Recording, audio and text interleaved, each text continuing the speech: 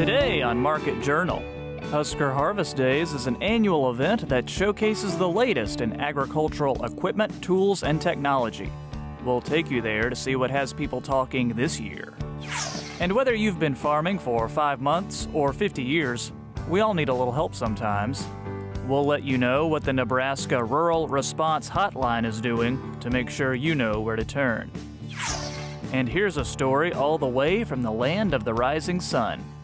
Ikuo Kabashima is the governor of Kumamoto Prefecture in Japan. He stops by to share his amazing story and his thoughts on a changing agricultural landscape. This week's edition of Market Journal starts right now.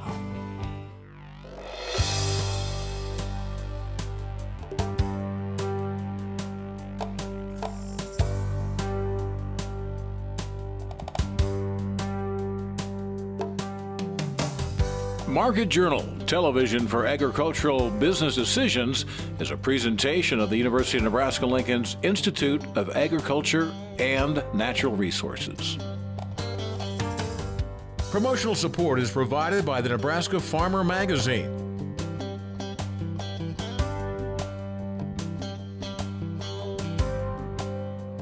Hello everyone, I'm Troy Moling, and thanks for joining us today on Market Journal. Got a fantastic show lined up for you this week. Market analyst Chad Hart joins us. He's going to be talking crops and trade. Then we've got the Nebraska Rural Response Hotline story on tap. And we've got a guest who may break the record for miles traveled to be on the show. You're going to meet him too, and I really think you're going to like him. Let's jump right in for today's show. For a newbie to Nebraska like me, a rite of passage for anyone in the ag scene is the Husker Harvest Days show. Now, the annual event has been going on for over 40 years and gives producers a look at the latest in equipment, supplies, and technology that's going on in farming today. Now, this year, attendees got to see over $7 million in improvements to the site, and organizers say it's a fresh start that's long overdue. Market Journal's Maddie McIntosh has this report. It's billed as the world's largest totally irrigated working farm show, spanning roughly 700 acres and including hundreds of vendors and numerous farm demos. Each of the 100,000 people in attendance can find something to pique their interest. So Husker Harvest Days is primarily a trade show where people that produce our food, fiber, and fuel come to learn about what's new in their industries, whether it's new services, products, things that they will take home to their operation to implement to make themselves more efficient. Unlike previous years, this edition of Husker Harvest Days has the proverbial fresh coat of paint. $7.5 million in improvements greeted guests as soon as they walked through the entrance. Typically, the thing that makes the show fresh and new is what the exhibitors bring, and that's the case this year. But also, with the infrastructure improvements, concrete roads, storm sewer drainage, new restrooms, new lighting, new internet distribution, new electrical distribution, the show site's just kind of had a complete rebuild. Still, as Husker Harvest Days aims to stand out in the sea of ag shows, the features that make it so popular remain unchanged. The thing that makes the show special is how interactive it is. There are cattle handling demonstrations, there's wild horse gentling, there's combining demonstrations, tillage demonstrations, ride and drives, strip till activities, just a lot of activity in addition to all the static exhibits that folks like to see. And through, it's uniquely Nebraska. Well, agriculture is very important in Nebraska, and this reflects Western Corn Belt agriculture. So it's heavy on irrigated row crop, it's heavy on livestock activities. So it's for them. And then for Central Nebraska, Hall County, and the surrounding Tri-City area, it packs the hotel rooms for weeks in advance of the show, during the show, and then through the cleanup process as well. Reporting for Market Journal, I'm Maddie McIntosh. Fun time this year at Husker Harvest Days. Word of advice, though, for any first-timers next year, don't make the same mistake that I did and forget the sunscreen. Yeah, speaking from experience, sunburn's getting a little better, but still a little tender, though, too. So we'll sit down with our market analyst this week in a second, but first let's check out the latest USDA crop progress report. Now, the USDA says the nation's corn crop is 68% good to excellent. That's up a point from last week's report. 12% rated poor or very poor. That's the same as this time last week. 5% of the U.S. corn crop has been harvested. And as far as soybeans go, the producers reporting a crop at about 68% good to excellent. It was 66% last week. And at this rate, soybean harvesting will be done before you know it. 31% of the crop is dropping leaves, and that is way above the 5-year average of 19%. Now for wheat, 93% of spring wheat has been harvested. 5% of winter wheat has been planted. Dr. Chad Hart is an agricultural economist from Iowa State University. He joins us now to break down some of the latest numbers in the recent crop report. Thanks for being with us, Chad. And before you give us a breakdown of the market, the big story, especially for those on the East Coast, is Hurricane Florence. How do you see that impacting harvesting, and do you foresee any other disruptions that it could cause? When you're looking at Hurricane Florence, what we're seeing here is a major hurricane getting ready to impact the East Coast. The big question as far as our main crop harvest is, how quickly will Florence hit, and how deep inland will it finally come in? The latest forecasts show it sort of hovering off the coast and sort of staying well down in either southern North Carolina or South Carolina. So it's not likely to have a big impact on harvest, but if it does move further in, the rain especially could delay some of the harvest of especially the eastern corn belt. On to the markets now, and you've had a chance to look at the latest crop progress report. What were some of your big takeaways? Sure, the biggest things that came out of today's report were just the large yield numbers. When you're looking at both record corn and soybean yields across the countryside, that was sort of the news that the market was sort of expecting it on the soybean side. They were figuring that the corn number would come down a little bit, and that's why we saw the market reaction differ so much between the crops. That record corn yield of over 180 bushels per acre was something that the market wasn't ready for, and that's why we saw corn prices decline about 12, 13, 14 cents today. On the other hand, the soybean market was already prepped for that record yield, and so it was able to bounce back despite having that high yield number thrown at it. Let's talk about corn and soybeans. How do they look compared to years past, and what do you think producers should expect going forward? Well, as we look compared to previous years, our prices are down a little bit, not a lot. Probably the biggest concern here for a lot of our producers is not necessarily where the futures prices are, but where basis levels are. We have seen basis levels widen out as we've approached harvest time because of two factors. One is that big crop. The idea is USDA's numbers sort of confirm that a new big crop is coming, but it's also that we've got still a lot of old crops still in storage. That is overhanging the market, and that's caused basis levels to widen, especially for the western corn belt, for both corn and soybeans as we're looking out there. We got to mention the current trade situation. What do you think? Trade situation. When we're looking here, we did see some news today that the U.S. and China are going to get back together again and try to work on some trade talks. But probably the biggest thing we're watching here on the trade side would be continued progress on the new drafting, if you will, the North American Free Trade Agreement. We know we've got a deal with Mexico in place. It's all about, can we get Canada in there as well, and do that hopefully within the course of this month. That way it could be voted on by the time we get to December. And as we wrap up here, for the last couple of weeks, we've been getting our market analysts to weigh in on the news that the Agriculture Department is offering up some money to certain farmers that have been hit hard from imposed tariffs. What do you think about it? So what we're seeing there, we're just in the first week of the new program, the Market Facilitation Program. That was the aid that President Trump told us was coming a couple of months ago. We're just now starting to see farmers enroll for that. In this case, it's going to be a nice, let's call it short-term cash infusion into the ag markets, but it doesn't really do anything to solve the longer-term trade problems. This is going to help especially, for producers of soybeans this year, because most of the trade impact, at least as estimated by USDA, fell on them. But we're still really early on in the process.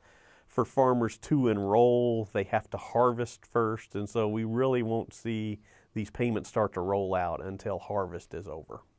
Probably can't expect this program to solve everything, though, can we?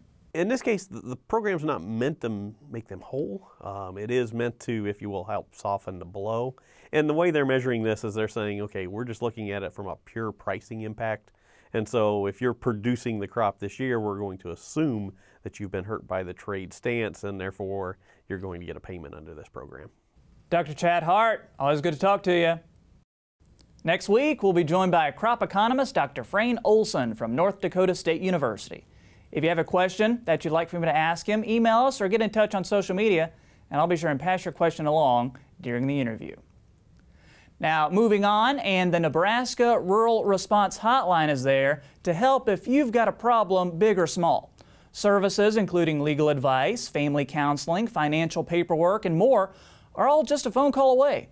Michelle Soll has worked for the hotline since the 80s and has answered thousands of calls in her time there. Market Journal spoke with her to learn more about the hotline and what you can do if you need help. Well, the hotline started back in the 80s, of the farm crisis of the 80s. And since then, we've been doing a lot of work, estate and transition planning, working on financial distress cases. We have a farm law attorney and financial advisor statewide. And we offer a lot of free services to our farmers and ranchers. Especially in this time, farmers and ranchers don't have an abundance of money and they don't want to spend it on things other than within the farm operation. So free services are wonderful because they're getting to talk to a farm law attorney free of charge. They're getting to go, we have a stress counseling program called Comet. They get to go get counseling if they need help. A lot of people are starting to see some family dynamic issues. So they're having to go to counseling. So we pay for like 5 sessions of counseling then. So it's just really important that we try to take care of their needs, their human needs. Oh, we have an array of reasons that people might call, particularly like some people might have calls about a fence line dispute, or they want to do estate and transition planning, our contract dispute. Lately we've been seeing a lot of creditor-debtor issues, so a lot of debt collection, and how to go about the process of maybe trying to put together another plan within your farm operation. And then, I mean, we just have a lot, and then legal aid itself is actually the one that houses the Rural Response Hotline, and they put together and they write additional grants to offer more services, such as the Beginning Farmer Program. Well, you know, there is a lot of transitioning going on. We're trying to get a lot of these beginning farmers going and try to put together successful plans for these beginning farmers. It's a tough time to transition, but we have a lot of retiring and older landowners that are running and are willing to transfer the land onto the beginning farmers. So we're trying to work through a lot of transition plans and family dynamic issues to make that happen successfully. Well, the advantage for the beginning farmer to call us is that they could get help with leases. They could help get some right paperwork in place up front at the start versus later in hindsight. This way they'll know their operation. It's really important for them to set goals and establish where they want to be 10 years from now even. And so it's just a good process of trying to get those beginners to work through that. And to know that they know what they need to do to be successful. We have a lot of wonderful partners that make all of this happen, and that's what people don't realize. I think we're very rare that way in our state. The Nebraska Department of Agriculture helps finance our farm finance clinics, which are one-on-one, and that we work with them through the farm mediation program, and we do some financial advising with them, some financial preparing. And then we have the Health and Human Services that contributes to our counseling program called Comet. Comet stands for Counseling Outreach Mental Health Therapy, and it's a way for a person to go out and seek counseling with a licensed provider. And it's just to kind of help them through a tough time. You know, you could be working through even transition and you can run into family dynamic issues. Or right now you could be seeing a lot of financial distress and you don't know where to turn and things like that. So people are really utilizing the Comet program. The Rural Response Hotline is 1-800-464-0258. We do have a Beginning Farmer website, and if you just Google Beginning Farmer Legal Aid of Nebraska, we have a very nice website there because we have a pretty well established Beginning Farmer program too. Oh, my message is just to we're there for them if they ever feel they'll need us, or if they know anybody that could need us, just to pass our phone number on, and that we'll be there for anybody who could use any part of our services. Even if it's just a legal question, you know, like, hey, I have a water issue, or I have a fence line dispute, anything like that, you know, not just the financial distress, but other issues too.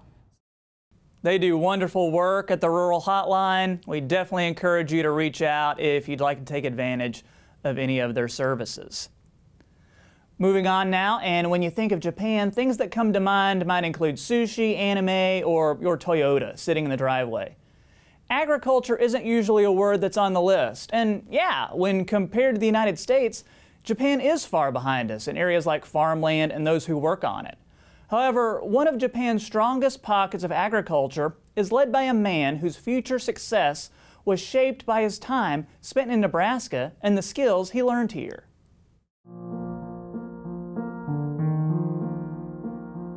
Kumamoto and Nebraska, two states in two different countries, separated by an ocean, but connected by a promise of opportunity. Kumamoto, technically a prefecture, if you want to be exact, is located in southern Japan and home to almost 2 million people. It's led by Governor Ikuo Kabashima, now in his third term, a charming man with big ideas, a love for agriculture, and a heart for Nebraska, the place he once called home. Growing up in a poor farming family, he had his own agricultural dreams and came to America to make them a reality. I thought I should become a rancher, but before I become a rancher, I want to study how to raise cattle. So I came to United States as agriculture trainees, and that's why I came to University of Nebraska as a part of the program for 3 months. And in 1968, that's where this story begins. It wasn't an easy road for Kabashima. His English and math skills were still a work in progress, but through hard work and countless hours of studying, those 3 months eventually turned into full-time university enrollment.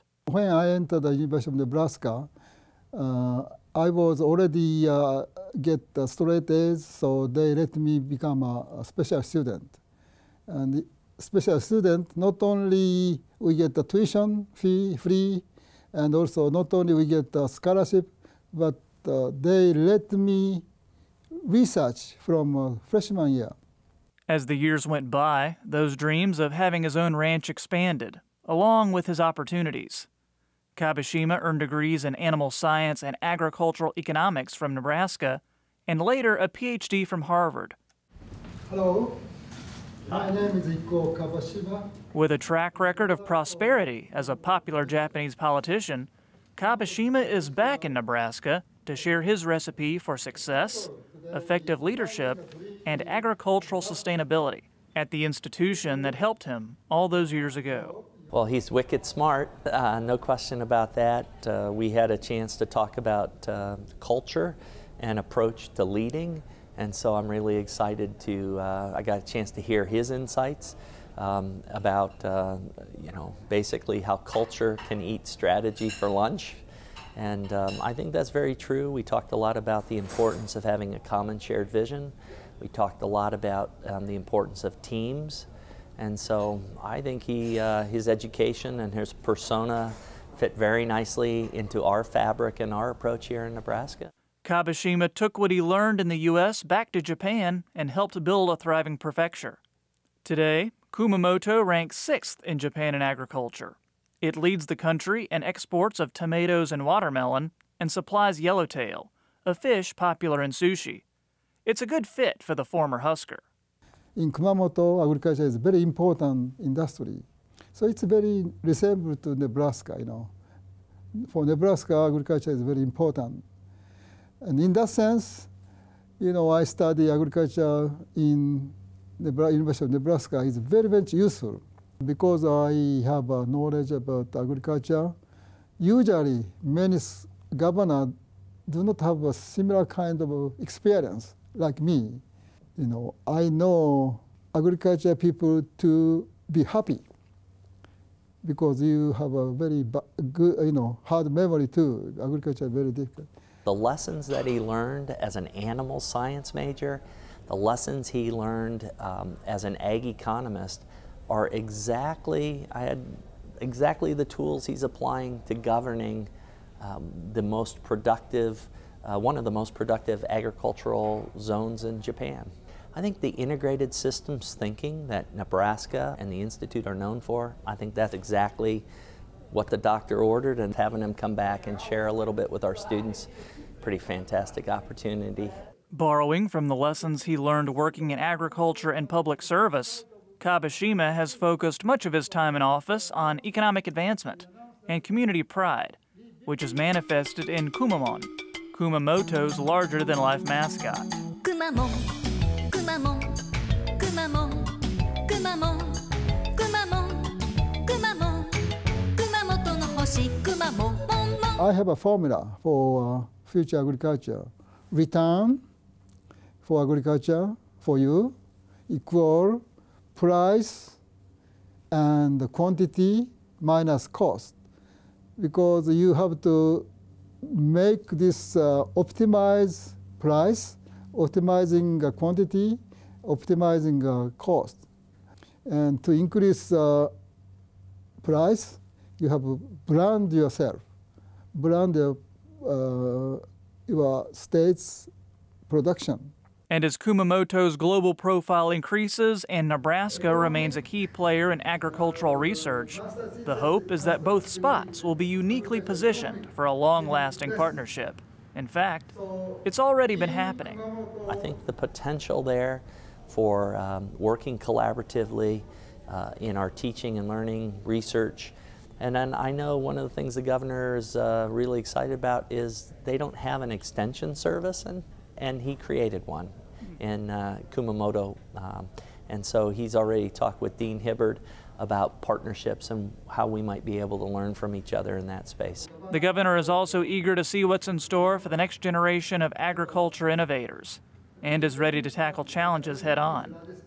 After all, he's proof that having roots in ag can yield boundless opportunities and wants students to realize their potential.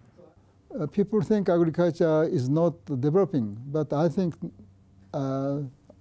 agriculture has a very large potential, because using AI, smart agriculture, and that kind of opportunity is now for you, because especially in the United States, you have a large land and you can decrease cost, but population of the world is increasing, and they have to eat. So if you know the knowledge how to decrease the cost of production, how to increase quality of agriculture goods, you have a very much chance of getting large return. And again, a special thanks to Governor Kabashima for making the time in his busy schedule to speak with us at Market Journal. He and I had a nice wide-ranging interview. In fact, we didn't even have time to include all of it in the story, but we have it for you in its entirety online. That's going to be on our YouTube channel, also on our Facebook page. So if you haven't subscribed or liked our social media channels, make sure you do that while you're there. Really charismatic guy, had some pretty fun stories about his time in Nebraska. Really had some nice interesting insights into how he approaches government. So that's something you definitely want to see. Time for weather now with Nebraska Extension Ag climatologist and Market Journal chief meteorologist Al Dutcher. Al, Mother Nature was really smiling down on us this week. Had that nice chance to dry out from the storms earlier. Can we expect this to continue? Well, Troy, you are correct. We had a beautiful week for Husker Harvest Days. No major precipitation outside of a few spotty showers in the western one-third of the state. We escaped most of the heat. We did not escape the wind. The real hot temperatures, of course, across the western third of the state where we consistently broke the 90s and even approached the 100-degree mark in north central Nebraska. The big news this week, of course, and it has been, was with Hurricane Florence as it comes into the southeastern United States, and where the remnants of that will eventually make its way as it tries to make its way westward before being lifted up into the northeastern United States. And of course, how much flooding are we going to deal with as we have a very slow-moving system? So if we look at the upper air pattern for today, we have basically the remnants of Hurricane Florence coming on shore. We have another system that coming in just to the south of the Texas border, a little tropical system. And we have that low pressure system right on the eastern seaboard, and we have low pressure up into the northwestern United States with high pressure caught in between. So here's your precipitation shield with the remnants of this tropical system coming into the to southern Texas and of course the eastern seaboard. We have this trough that's slowly making its way to this region. We do show surface lows developing as we go into tomorrow in the high plains region, but the absence of moisture is what is lacking to really get things generated. Most of the precipitation to our south and to southeast, a little bit of moisture making its way up into the northwest. Now, as we get into the day Monday, this trough starts to make its way closer to the state, showing a series of low pressure systems trying to develop basically in southwestern Kansas and eastern Nebraska. That's going to give us a little bit of lift into this system, but really not real aggressive with the precipitation as most of the heavy stuff stays to our north. And then we start to see that trough shifting just a little bit slightly to our east. We don't see much in the way of low pressure systems except down in the Texas Panhandle. That is going to help lift a little bit of moisture, and we'll get a convergence across southern Nebraska. Right now, probably less than a half an inch total. The high pressure system slips off to the southeast. The trough makes it even closer, start to bring in a little bit cooler weather in the region. We still show some low pressure systems basically in southwestern Nebraska. This will continue to lift moisture up, and it looks like the most of the precipitation on Wednesday is going to shift over Iowa and points to the east as this flow takes it off into the eastern seaboard. It also catches what's left of Hurricane Florence and moves it up into the northeast. Surface low indicated down in south central Kansas. That will continue to lift, and the major precipitation looks to be in those areas that have been hit off and on with heavy precipitation for most of the summer. And then on Friday, yet another trough tries to move in, and we'll start to lift through the region. So we are probably going to stay more on the cooler side as the models have kind of switched a little bit, and looking at this low pressure system to our south will really converge the moisture just to our south. Some of that make it into southeastern Nebraska and a little bit up into the western Dakotas. But for the most part, the northwestern part of the country is continuing a dry trend that's been fairly well established for the last 30 days. Now, as we look at the forecast going forward, the GFS models are indicating above normal warming, and so was the European. But the most recent model runs are starting to trend back away from this and actually bring the normal temperatures a little closer into our region. In terms of precipitation, with yet a couple more systems going to come out of that trough in the western United States, there is an indication of, once again, a period of above normal moisture, particularly next week and through the following weeks. So we'll pay attention closely to this. The big uncertainty will be the eastern Corn Belt as the remnants of Florence move up the Appalachian chain, whether or not we see some extensive flooding into the eastern Corn Belt, but it does look, Troy, that at least for the time being, we're going to have a nice weekend.